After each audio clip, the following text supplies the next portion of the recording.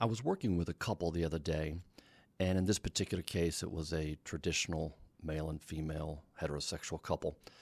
But the wife was trying to bring some of her fears and frustrations to her husband. And she was complaining because her husband was just unable to really hear her.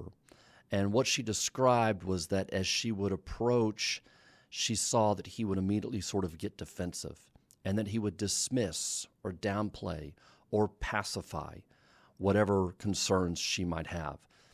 And she went on to state that these were true of anything she tried to discuss in the relationship itself, as well as anything that just might have happened to her outside the relationship, but that she noticed this pattern building up where every time she would come to her partner and try to express her fears, worries, anxieties, or sadness, that this partner would dismiss them. In other words, he was not emotionally available and he was not engaged or responsive to what she was feeling. And as we dug down into this a little bit more, what we began to recognize is a lot of times whatever it was she was feeling when she came to him was sort of wrapped around anxiety, since that was a lot of what she was feeling: worry, fear, anxiety. And she was feeling that as she approached her husband and tried to discuss these things. And what was happening for the husband in this particular case was that he was sensing this anxiety, and he doesn't like anxiety. He doesn't like to feel anxious. He describes himself as someone who fixes problems and solves them and moves on to the next one and doesn't dwell on the past, so to speak. So his goal was to help her, and I very much believe that that was his motivation, to try to be helpful. But he did it in a way that didn't validate at all what her concerns might be. So the pattern would play out where she would come and she would try to discuss something with him, and she would feel scared or anxious about it. And he would immediately dismiss it. It'll be okay. Don't worry about it. It'll be all right. We'll fix it. Well, that's not really that important right now. We'll take care of that when we need to down the road, so on and so forth. So as a result, over time, what built up for this couple was a pattern of her not feeling heard or understood, and him feeling like everything was wrapped up in this anxiousness that wasn't always that big of a deal. And again, it's not that he didn't care about her, but he just saw these things as solvable and not that big of a deal, and that in some ways she was making too much of it. Well, what we were able to drill down and discuss, and as we pulled back some of those layers of that pattern, was that for him, when she came with his anxiety, it hit him in a way that made him feel, one, he was responsible for her feelings, and two, that it was his job to fix it. And so he immediately felt this pressure, and his own anxiety started to rise in his own body. And since he couldn't tolerate anxiety, since he didn't have a buildup of tolerance for that, his way of dealing with his anxiety was to dismiss the issue, to pacify his wife, to do whatever it took to deal with his own anxiety that arose in his own body.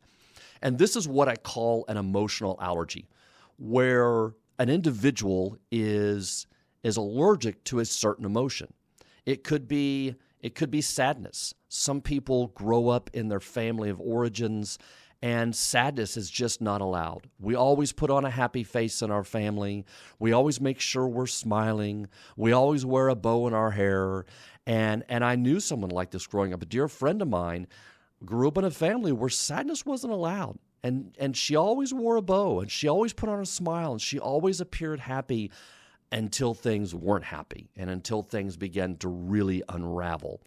And so as we discovered this pattern with this couple I was working with, what we discovered was there was an emotional allergy the husband had to anxiety. He didn't like to feel it. He didn't like to tolerate it. And every time it would be transmitted to him from his wife through the relationship, he tried to move away from it, and as a result, it built up a pattern of them not feeling heard or seen by each other.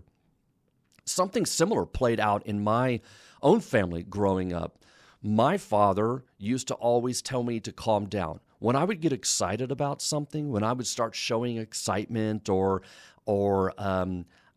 be really, really excited about something that was going to happen, like any kid, like around Christmas or whatever, but I can still hear his voice in my head, even at my age as a full-grown adult, calm down, son, calm down. And that's what he would always say to me. And I look back now with this understanding of emotional allergies, and I could see where this was something that actually was passed down the family line. His family told him not to get too excited. Why? Because when you get too excited, then the rug could be pulled out from under you. You could be crushed or disappointed in an instant. So just make sure you temper your excitement. Don't get too excited. Always make sure that you are keeping an eye on things that could go wrong. And I wouldn't say my father was a pessimist per se. It's just that he didn't often allow excitement to rise up in him. So that was something that he couldn't really tolerate in me. So again, this is another example of an emotional allergy. And we're going to talk today about what those look like, what they mean, and how we can build up a tolerance to these emotional allergies. So let's get started. Welcome to Trauma-Free Relationship, a podcast that provides support and guidance to help heal the wounds of attachment trauma. Whether you find yourself struggling with unresolved issues in the past or have experienced trauma in your current relationship, our goal is to provide accurate, scientifically informed information, as well as the tools to help you create a secure connection between you and your partner. And here's your host, Tom Philp. Okay, as we were talking about here, we're talking about emotional allergies. How is it that we might grow up in a family, or we might have some experiences that we then become allergic to a certain emotion? And it could be a positive emotion or a negative emotion, as I gave in the opening of this podcast. A positive emotion was my own family and my own father not being able to tolerate a certain amount of excitement, and always telling me to calm down and sort of squashing that excitement a little bit. As well as the other example with a couple that I worked with where he couldn't tolerate anxiety. So he would dismiss or he would downplay whatever might be causing that. So these emotional allergies, whether it's anger, fear, sadness, pain, or even hurt, is something that we can't tolerate. We don't have a tolerance for a particular emotion. And so what we do is anytime we come close to that emotion, we then deny it, or we sidestep it, or we disassociate, or we downplay it, or we compartmentalize it, or we do whatever we have to do, and we usually through some form of defensiveness in order to deal with this emotion. And of course, certainly trauma can create emotional allergies. By all means, we can avoid any kind of triggers that bring about the pain that would cause a re-experiencing of our traumas. And so avoidance is one of the main symptoms of trauma, and it's also one of the main tools we use to avoid any particular emotion that might cause us to face our own fears and what those might mean for our life and our relationships. So one of my favorite authors, Lee McCullough, she called this affect phobias. Affect being just another word for emotions or feelings. And they largely grow out of our families that to some degree all have a restriction on certain emotions. Every family has some kind of emotional restriction. Some families, anger's not allowed. In some families, sadness is not allowed. And so these can be passed down to their children, who then pass it down the line as well. So you have this intergenerational transmission of an emotion that's just simply not allowed and not tolerated. And rarely have I ever seen in families that this has been verbalized to one another. They don't go around saying, oh, we don't tolerate sadness in our family. Oh, we don't tolerate excitement. It's just the way we respond to one another, the way we respond as parents to our children, that sends the message that this feeling is not allowed. Another quick story, I was working with an individual the other day, and he was telling me about how he grew up in a family, and he was looking for guidance. And what was always told to him was, go figure it out. Go figure it out. You'll just have to figure that out. And here he was asking questions and craving some sort of guidance from his parents, and all he got in return is, go figure it out. So, of course, that's what he did. He went through trial and error, and he figured things out. And on one hand, he's extremely proud of that. On the other hand, what that means is that he has not ever really learned how people can show up for him and can help him and can pour into him and can guide him when he needs that guidance. So there is a uber independence about him, an over independence, if you will, that I'm on my own. I have to figure these things out on my own because I cannot depend on others. People are not going to show up for me and help me. And so oftentimes I eschew that need deep down inside of me. I don't even ask for people to show up. I just go and I figure it out on my own. And so there's sort of another example where being able to show up for each other, to help each other in times of need, were not tolerated in his family growing up. So oftentimes the problem comes not from the emotion itself, like sadness or anxiety, but rather it comes from the stories we end up telling ourselves about that emotion. For example, when I said my father didn't tolerate excitement, the message I got from that and the story I tell myself is things can go wrong, so don't get too excited because the rug will be pulled out from under you. So don't let yourself feel too much excitement. Keep it tempered, keep it damped down, because at any moment there could be a turn. At any moment something could come out of nowhere and you will be disappointed. So we want to make sure we temper our excitement. Even if the situation calls for it, we want to make sure we temper our excitement because at any moment things could happen that could take a turn. And so it's not so much the feeling itself oftentimes as it is the meaning that we make of those feelings. And those stories can be wrapped up in negative messages about the self. So stories like, I'm not worthy of love. I'm broken and defective. I can't do anything right. I'm a loser, worthless, or incapable. I'm not valued by the person I value most. Or it's all my fault and I have to fix it. So those are just some of the stories. You can insert your own story there if you reflect on this. When there's an emotion that comes up for you, all emotions have meaning. We tell ourselves a story about those feelings, a story about ourselves and our experiences. So they're not neutral. They're not narrative free, if you will.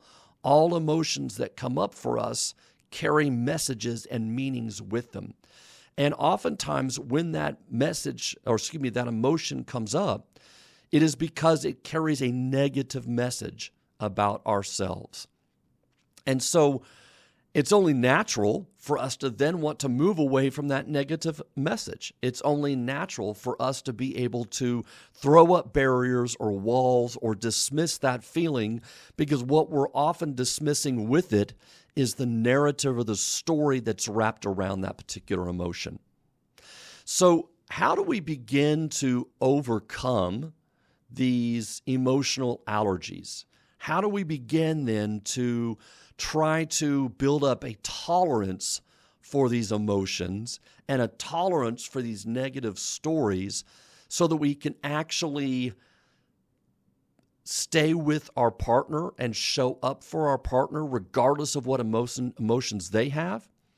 And also, how can we just be more attuned to ourselves and not have this dark corner that we have to avoid in our interior lives? Well, one of the first things I think we have to do is we just have to be able to acknowledge the emotion and give ourselves permission to feel it. We have to be able to recognize that, when I feel anxious, I move away from that anxiety. I dismiss it. I downplay it. I distract myself from that anxiety, from those fears that come up for me, because they're really hard for me to hold, and they're hard for me to linger in those places long enough to get the real messages that are going on. And so I just immediately go to my protection. I've got my move that works. Maybe I just get busy and I focus on something else. And that really helps me distract myself from that particular emotion and the related meanings of that emotion. So being able to just, first of all, recognize what particular emotion am I allergic to? Is it sadness? Is it an emotion of anxiety and fear? Is it an emotion of joy or excitement? Because people can have allergies to positive emotions as well if that's what was taught to them in their family growing up. So being able to label and identify that particular emotion when it comes up for you, that you may be allergic to it, and being able to identify the ways that you try to avoid that emotion. That would be sort of the first step in overcoming your emotional allergy. The second step I would recommend is mindfulness. Now, mindfulness is just simply trying to create a distance between the feeling that you have and the related meanings. So in other words, you allow this feeling to come up and you get curious about it. You don't try to move away from it, but you try to create a space that allows you to look at the feeling that is different from the meanings in a non-judgmental way. A lot of times people have feelings that come up and they immediately judge those feelings. I deal with this all the time in my couples, where one person feels bad for their partner, but then they feel bad that they feel bad. So now they're judging themselves for their feeling they're having, which prevents them from even being able to show up emotionally for their partner in those moments, because they're judging themselves for even having that feeling. Oftentimes, because that feeling is wrapped around a negative story or negative narrative about the self. So creating a space between the feeling and the emotional meaning really can help us begin to tolerate the emotion better, because we have to learn how to be able to tolerate it in ourselves before we can begin to tolerate it in our partners. So let's get curious about the stories that we're telling ourselves as we experience these emotions. And we need to get curious as to where we learned that story. Where did we pick up that message? Where might that have gotten transmitted to us in past relationships or in our family of origin? As I told in the beginning of the story, when I look back, I can see my father was always very steady. He never got too excited. He never got too upset. He never lost too much control. He always tried to be rather stoic in his emotions. And as a result, I think he missed out on a lot of joy in life. I think he missed out on a lot of times he could have let himself be excited. But again, as he passed that down to me, and I can hear his voice in my head, Tom, calm down. Tom, don't get excited. Tom, just calm down. Then that message was passed on to me, and it's like, oh, I don't want to get too excited, because if I get excited, bad things can happen. And then I'll be super disappointed. As opposed to telling myself a story, it's okay to get excited. It's all right. That's a part of life. And it's also okay to be disappointed.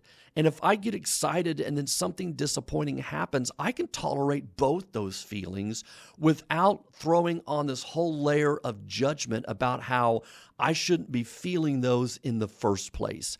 And that if I hadn't just got excited, then I wouldn't now be disappointed. The two aren't linked. The two can very much be mutually exclusive. And so it took me a while to sort of understand that narrative and that story I was telling myself, and to let myself be okay with being excited about things, and to let myself experience and to express that excitement to others. It also allowed me to be able to be more tolerant when other people were excited.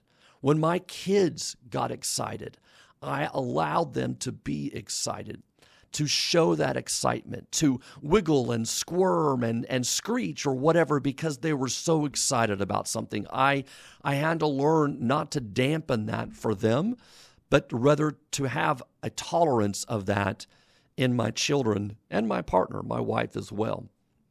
So part of creating a secure attachment means you show up for your partner, that you are available, responsive, and engaged regardless of what emotion they are having, which means that we have to be able to tolerate a range of emotions in ourselves. It's really hard to show up and be available and responsive to our partner if they're sad or scared or even joyous about something if we can't tolerate those in ourselves. So finding what emotion you're allergic to, giving yourself permission to feel it, creating a distance between the feeling and the story you tell yourself about it, using mindfulness and a non-judgmental approach to experiencing and expressing that can go a long way in creating more tolerance internally and more tolerance for a range of emotions so that you then can be able to turn to your partner more consistently when they show up with a full range of their emotions as well. And when we do that for each other in the relationship, then we start creating more safety, more security, more trust, and more resilience. Thank you very much for listening today. I hope this was helpful to you. Again, I really appreciate all you guys tuning in each week. I'm going to keep bringing what I think is really important content to you. Don't be afraid to respond. Let me know what you think about these episodes, what you like, what you don't like, what you'd like to hear more of.